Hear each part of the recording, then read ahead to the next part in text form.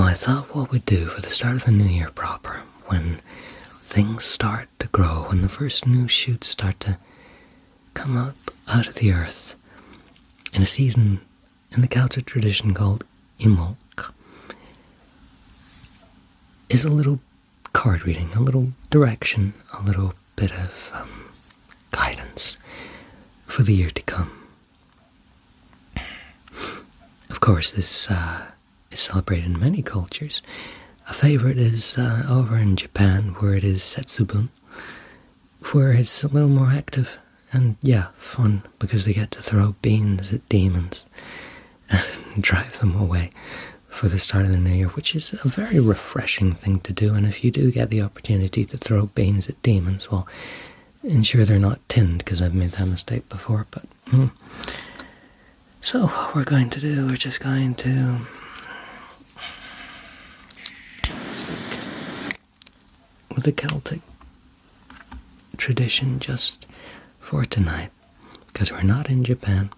We're here, where it's dark and it's rainy and it's not entirely welcoming, but nevertheless, there are some signs that things are growing, and we're getting there.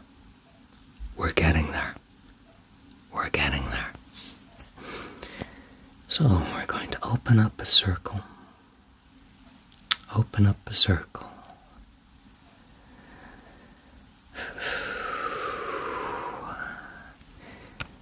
Grant us, O Goddess, thy protection, and in thy protection, strength, and in strength, understanding, and in understanding, knowledge, and in knowledge, the knowledge of justice, and in the knowledge of justice, the love of it, and in the love of it, the love of all existences, and in the love of all existences, love of the great Goddess.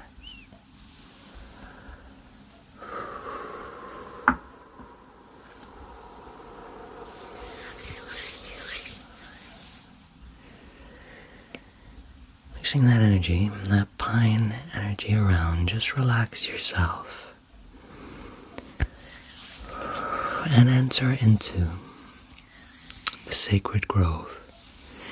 The sacred grove, which is kind of damp at this time of the year. There aren't many leaves on the trees.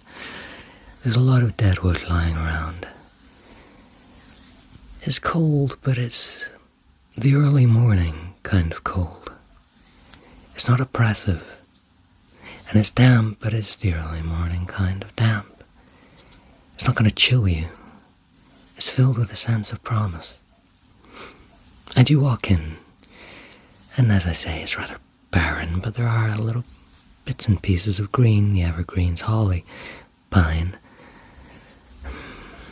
bits and pieces here and there. And you sit down on a fallen trunk, really smelling that scent of wood smoke. The chill on your nose, fresh and clean, and the dew in the small patches of grass.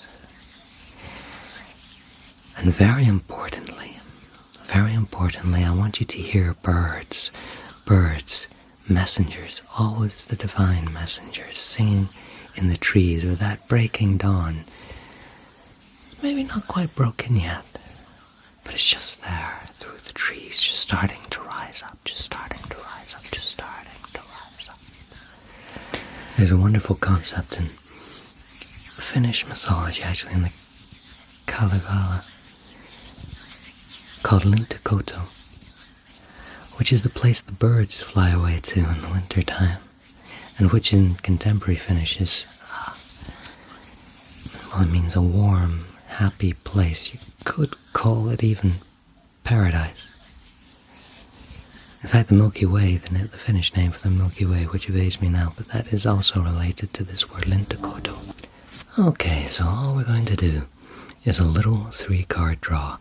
I'm going to assume that you know what I mean by a 3-card draw.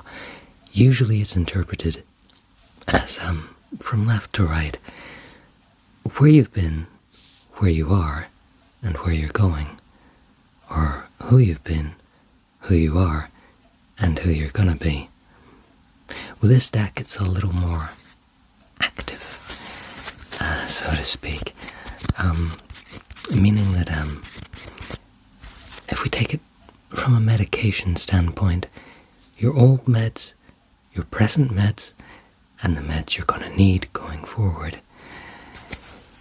Doesn't mean that you have to live your whole life on medication. It's not what it's implying.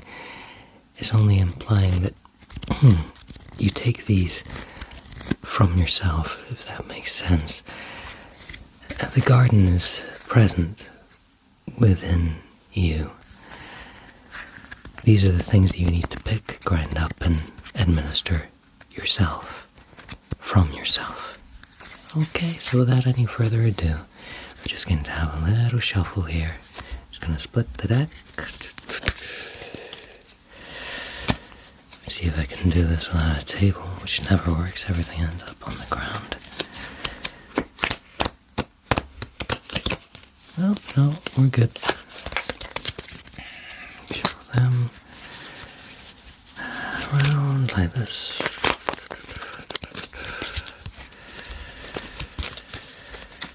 All stacked up nice and ready to receive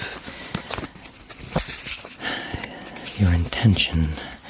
I want you to think of an intention, if you can. It doesn't have to be anything very specific. It can be very, very vague. So just try and think of one. It can even be, I want to get better. I want to earn a new skill. I want to make a change in career, etc., etc., etc. Usual fortune-telling stuff. Good. Split the deck again. Take that over there. And that over there. And that over there. Good. Do you want to blow on it? Good. Go ahead. Great. Well.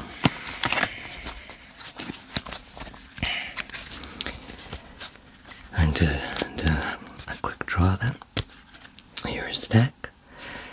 Draw your first card. Thank you. Valerian. Valerian. Valerian. The heel all. It's very pungent. If you've never used it, it crops up a lot in folklore, especially Latin and Greek. Valerian. It means to be armored in a way. It means going strong and healthy. This is sitting in where you've been, or the meds that you've needed. If this is coming up in the meds that you've needed, it means that you need to stop hyper-focusing on details, on the minutiae, on trigger points, if you like. Where is mine? There it is. I'm just gonna clear this little energy signature that I might have left behind away from you. Just relax. Just relax. Valerian. It soothes the entire body. It calms it down. It gives you a little bit of perspective on things. It's needed, as I say, when you're hyper-focusing, when you're self-obsessing, when you're getting a little too caught up in yourself.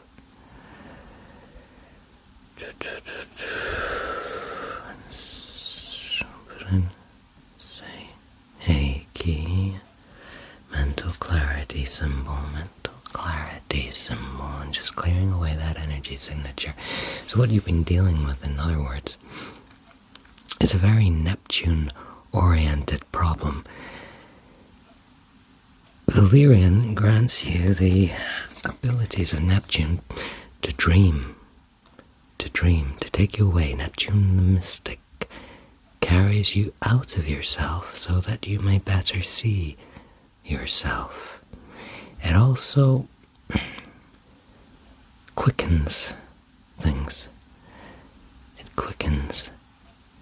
as in Norwegian folklore, was used by a certain goddess whose name now evades me to quicken her horses across the sky, and all sorts of other things. It allows you passage through the various false realms that we construct for ourselves, all our paranoia, all of that. It guides you away. It soothes things, gives you perspective. When it's reversed, when it slightly disagrees with you, of course, it can lead to quite the opposite and lead you to self-obsessing and deciding that you know what is right for yourself and obsessing over what is right for yourself. Do you think that might be something that happened to you in the past? It's okay if it is. Maybe that's why we need to change it a little bit. We just need to get rid of it. Now, take the good things that it's left behind and get rid of maybe where it was a little bit overactive, leading to a little bit of paranoia around what was good for you. You were standing up strong, tall, and healthy. Strong, tall, and healthy, thanks to this valerian, but it's done its job now and it's ready to be left in the past.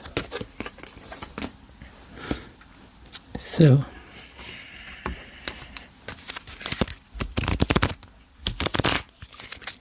another card.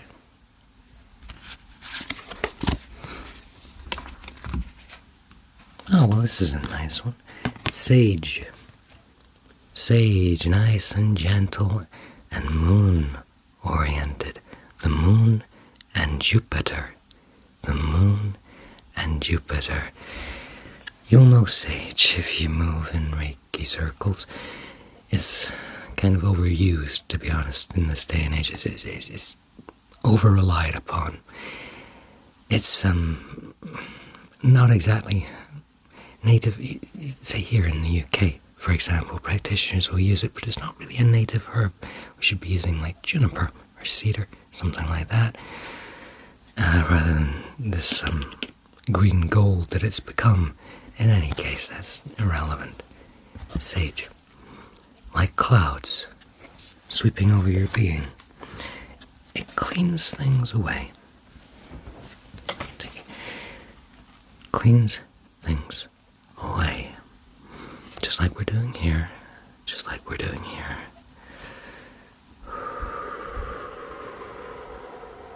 Good, and as I say, it is related to the moon, which also means that it's tidal. Sweeping things away, bringing them in and sweeping them away is constantly renewing the body. Constantly renewing the body. Making you receptive. Making you receptive. Receptive to new things. And receptive to the need to get rid of the old. It sweeps away and cleans and illumines new truths. Soothing the body, but not in the same way valerian soothes the body. It is more of a spiritual thing. It occupies higher up. Also, not entirely conversely, but it really does focus on the gut, on gut instinct and intuition. So you might relate it to the third eye chakra and your crown. Your third eye and your crown. So we'll come in and we'll clear those. A little bit of sage. Good. And just, you might want to picture it as you're seated in this grove. Just a little bit of smoke. It doesn't have to be sage specifically, just wood smoke, anything that it's just going to drape your body lightly. Good, like a little halo, if you like. A little skin. Just a gentle mist to carry away, to open up the body, open up the pores. Sage, of course, was used in sweat lodges, etc., for that exact purpose, to open things. opening, receiving, maternal, etc. Like the moon, like the sea, like the moon, like the sea, like the moon, like the sea, like the moon. Say say hey.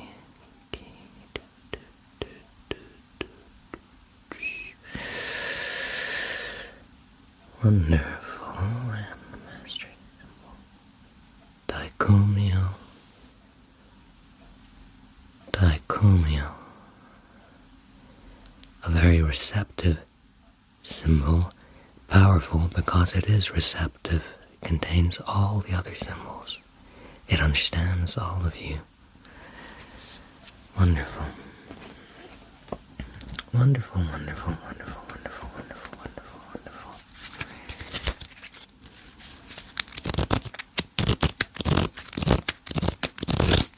Last card. This is where you're going, remember, and this is what you're going to need in the future time.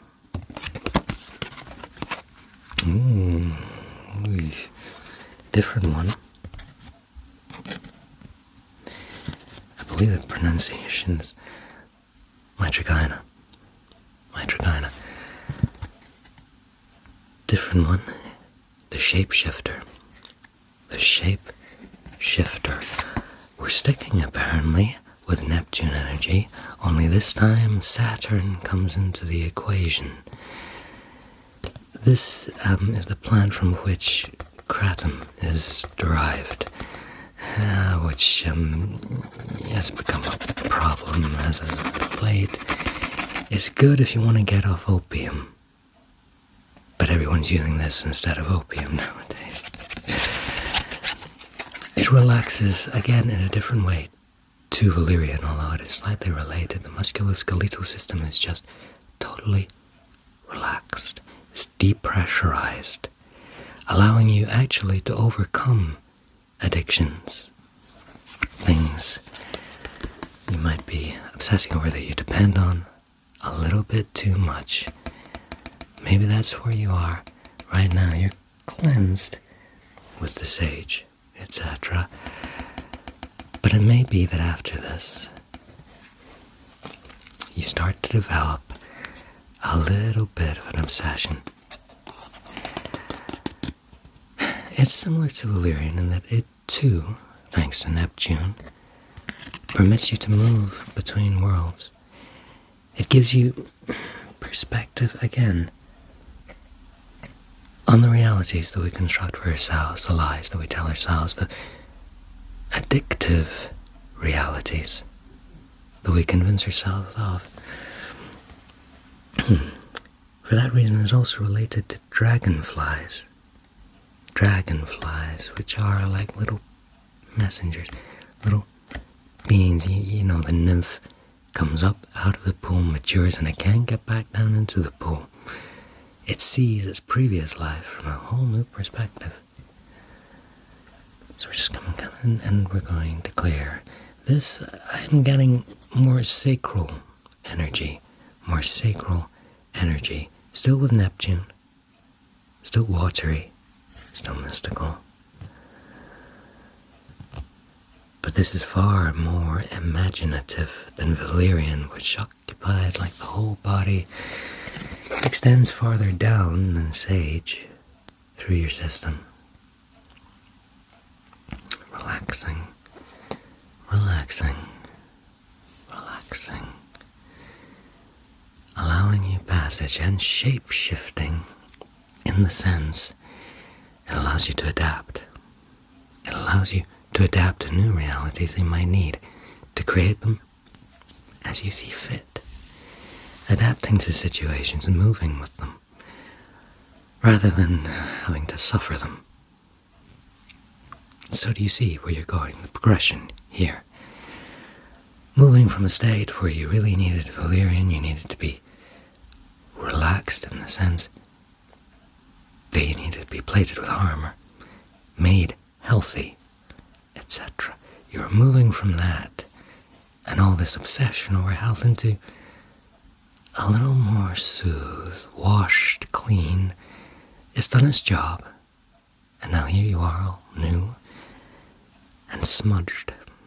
And you're moving into this new kind of healthy, one that permits you maybe to enter into things that you didn't consider healthy before. It allows you a boldness, in a way. A boldness. To address situations that you might have avoided because you thought they were toxic, because they were inimical to your being. But you can go along with them now. You have a certainty about you. You have a newfound sense of faith in the strength of your spirit, in the strength of your wings, your dragonfly wings, to carry you across the scum of the pond. Making sense? I hope so.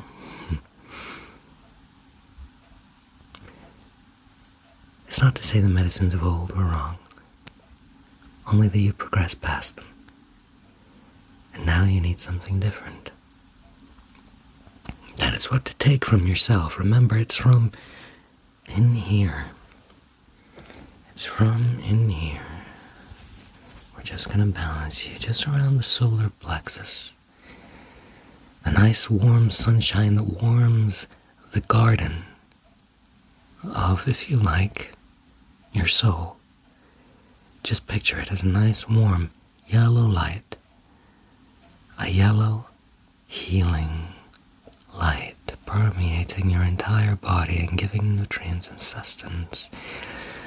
Like the sun rising in this grove now is past morning. Everything's waking up. Those birds are really singing now. Wonderful. Wonderful. Wonderful. And as it does, you can really feel, if not see, because things are very slow, but you can feel that richness just increasing and increasing and increasing and increasing and increasing and increasing. Good. Can you feel it? Good. A little bit of grounding on your shoulders. This is what we call the brachial chakras. We usually use them more for animals, but we can use them for people too, and it gives you a nice sense of foundation. Strong roots going into this new growing season.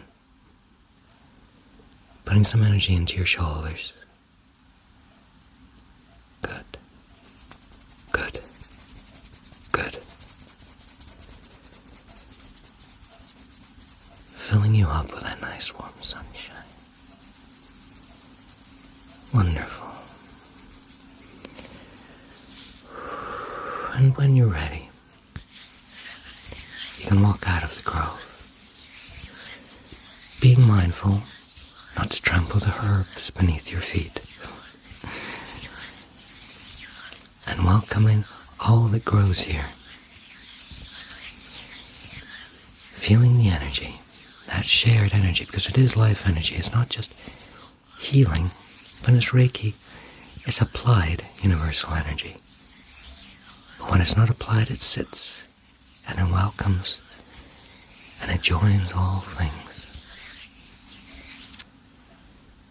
And you walk out of the grove, into the world, with a profound new sense of certainty.